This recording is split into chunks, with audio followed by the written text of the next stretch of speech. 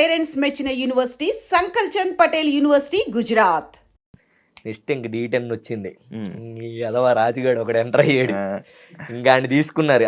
అన్న అన్నాడు, అరే రాజుగాడి దగ్గరికి వెళ్తున్నాను రా, మరి ఆయన ఏంటంటే బాగుంటుంది అన్న, ఆడు చేస్తాడు, చూసి చేసుకున్నాను. ఇంకా అక్కడి నుంచి ఇంకా రాజుగాడిది ఆగలేదన్నమాట. ఇంకా వాడికి డెడికేషన్ కానీ ఇప్పటికీ నేను రాజుగాడికి ఫ్యాన్ అని చెప్తానన్న. ఎందుకనంటే వాడు బయట ఎలా అయినా ఉన్నా ఏదన్నా చేయని, రాజుగాడికి ఉన్నంత డెడికేషన్ D10లో నాకు తెలిసి నేను ఎవరి దగ్గర చూడాల.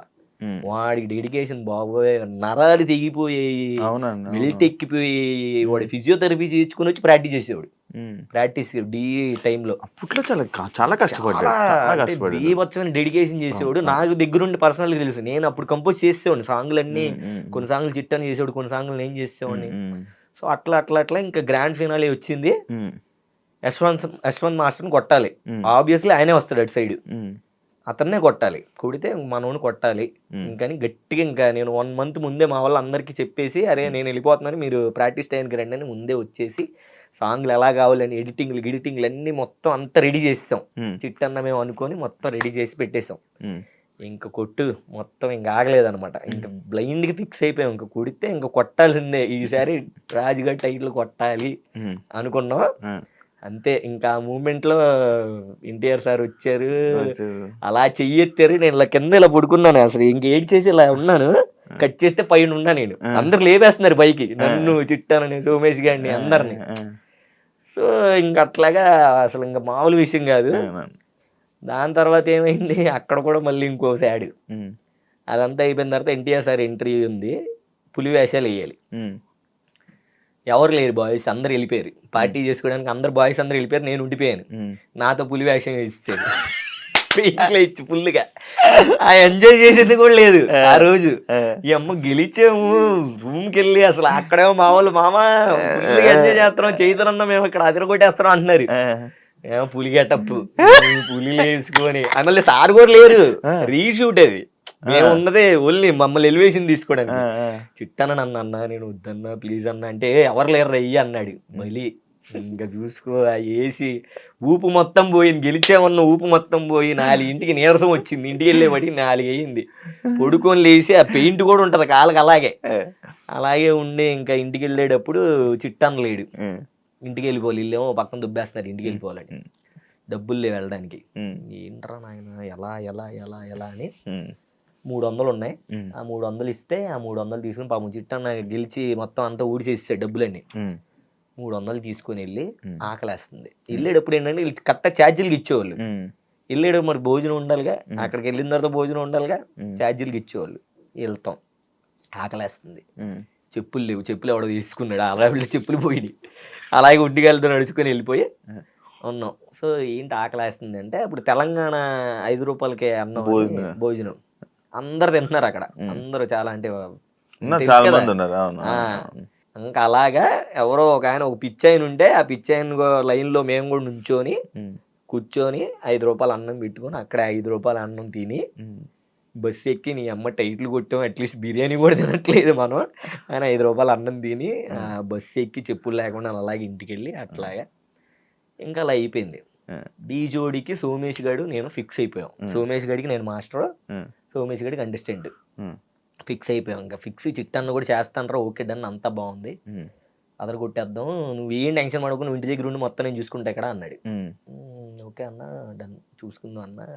నేనేమో ఫోన్ చేస్తాను, అన్న నేను రావాలా, నేనేమైనా చెయ్యాలా చెప్పన్నా, వచ్చేమైనా కంపోజ్ చేయాలా, నీకేమైనా ఇదంటే అవసరం లేదు రాబీ అని అన్నాడు. కట్ చేస్తే సోమేష్ గడి సెలెక్ట్ అవ్వట్లేదురా అని అన్నాడు. అన్న అదేంటన్నా మరి సోమేష్ గడి సెలెక్ట్ అవ్వకపోతే ఎలా అన్నా, లేదురా నేను ఆయన సెలెక్ట్ చేపిస్తాను, నువ్వు కంగారు పడకని. సరే షూటింగ్ డేట్ దగ్గరికి వచ్చేస్తుంది, అన్న ఏం ఫోన్ చేయట్లేదు. సోమేష్ గడి సెలెక్ట్ అని ఫోన్ చేశాడు ఒకరోజు. సోమేష్ గడి ఫోన్ చేసి అభి సెలెక్ట్ అయ్యాను అవి అంటే, వీడు సెలెక్ట్ అయ్యాడంటే ఇంకా నేను కూడా సెలెక్ట్ అయినట్టు కొరియోగ్రాఫర్, కానీ నేను పిచ్చ పార్టీ ఎంజాయ్ చేస్తున్నాను అక్కడ. కట్ చేస్తే షూటింగ్ డేట్ రేపు అనగా ఈరోజు నా చిట్టాన్ని ఫోన్ చేసి, అరే అభి నువ్వు ఇంకా చిన్నపిల్లోడివే, అన్నోళ్ళు నిన్ను వద్దన్నారా, ఇవన్నీ నువ్వు హ్యాండిల్ చేయలేవు అని చెప్పారా అన్నోళ్ళు అని చెప్పేసి చిట్టన్న నాకు చెప్పాడు. అప్పుడు ఇంకా చిన్నోండి కదా, కుర్రతనంలో ఉండండి, ఇప్పుడు కుర్రోనిలే, బట్ అప్పుడు ఇంకా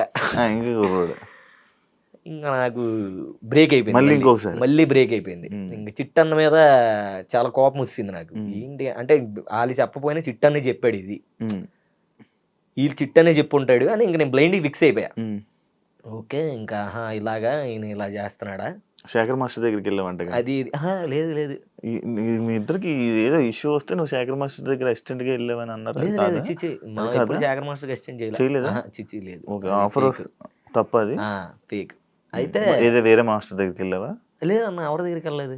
ఓకే. అదే చెప్తానా. ఉమ్. సో నేను ఇంకా డాన్సే వద్దు, ఇంకా నాకు ఈ డాన్స్ వద్దు, అది విన్నా, మానేస్తాం డాన్స్ మొత్తం పూర్తి మానేస్తా అని చెప్పి ఇంకా ఫుల్గా నేను తినడం లావైపోయాను బాగా. అప్పుడు ఇంకా చైతన్య మాస్టర్ కూడా ఛాన్స్ వచ్చింది ఆ సీజన్. చైతన్య మాస్టర్ ఛాన్స్ వస్తే ఆయన దగ్గర అసిస్టెంట్లు ఎవరు లేరు.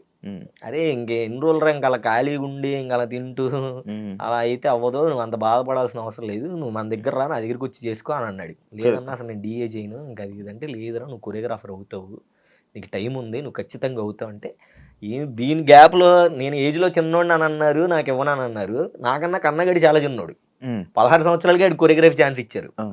అప్పుడు D10 టైంలో తేజు నన్ను వచ్చి అడిగింది, నువ్వు నాకు కొరియోగ్రఫీ చేస్తానని చెప్పు, నేను డైరెక్టర్లతో మాట్లాడతాను. లేదు నేను రాజుగడి విన్ అవ్వాలి, నేను రాజుగడి కోసం ఉన్నాను, చిట్టన్న కోసం ఉన్నాను, నాకు ఛాన్స్ వస్తానని వెళ్ళలేదన్న అక్కడ.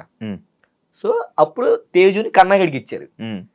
సో కన్నగడి అయ్యాడు, రేవంత్, నా చిన్నోళ్ళందరూ కొరియోగ్రాఫర్లు కంటెస్టెంట్లు అయిపోయారు అన్న. నేను బాగా హట్ అయిపోయాను, చాలా ఇదిలోకి వెళ్ళిపోయాను, డిప్రెషన్లోకి వెళ్ళిపోతే అప్పుడు చైతన్య మన దగ్గరికి వచ్చి రారా చేసుకో అది ఇది అని అంటే, సర్లే ఇంకా పేమెంట్ ఇస్తానరా నీకు అది ఇది అని అంటే ఇంకా అప్పుడు వచ్చా.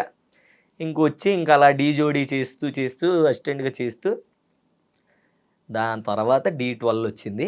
D12 తర్వాత రాజుగాడిది వచ్చింది. రాజుగడి తెలుసు కదా, D10లో మొత్తం సాంగ్లు ఆల్మోస్ట్ మనం చేసింది ఉన్నాయి కాబట్టి నాకు అభిగడి అయితే చేస్తాను, లేకపోతే నేను చేయను అని అన్నాడు రాజుగడు. ఇంకా ఓకే సర్లేరా అని చెప్పేసి అప్పుడు కొరియోగ్రాఫర్ అయ్యారు డీకి. ఈ మధ్యలో చాలా అంటే చాలా స్ట్రగుల్స్ ఉన్నాయి కానీ బట్ నీకు మెయిన్ చెప్పాను.